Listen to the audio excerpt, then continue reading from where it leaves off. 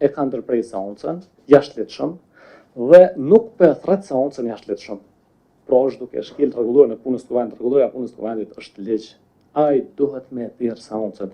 Tash, cilat janë mosat që i parashet gjykata kushtetuese nëse pasi që nuk është funksionalizuar kuvendi më 30 dite? E dim që nuk ka pasojë. Po kushtetuta thotë qartë, kuvendit duhet më u funksionalizu 30 ditë pasi që të bëhet certifikimi i rezultateve.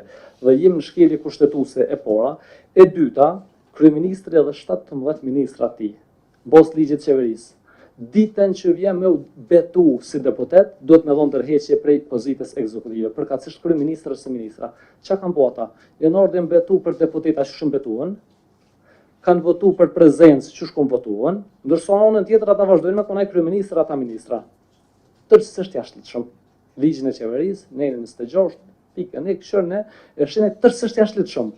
Dhe e treta shkelje, rregulloria e punës të kuvendit, që parashe seanca konstituive, prej momentit kur fillon, nëse eventualisht ndërprehet, vazhdimi do të më thirr brenda 48 orëve.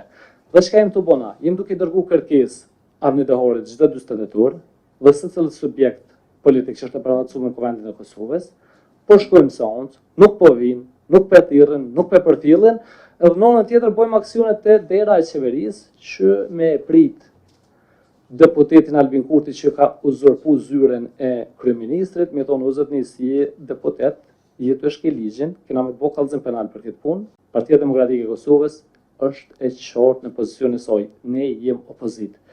Po te presidenti duhet konsensus. Vazhdojna me mendu që nuk duhet një subjekt politik me i pas gjitha pozitat.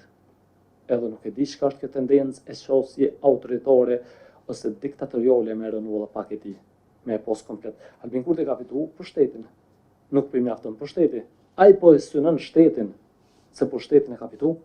Ko 100% të ekzekutivit e ko të fitum, s'mundu me janolë. As nuk jem të dosh me janolë. Po me bo opozit, po për punt edhe defektet edhe dështimet që jam duke diskutu sët, ndërsa për punt e mira, në rregullim, dëshirojmë me u bo punt mira.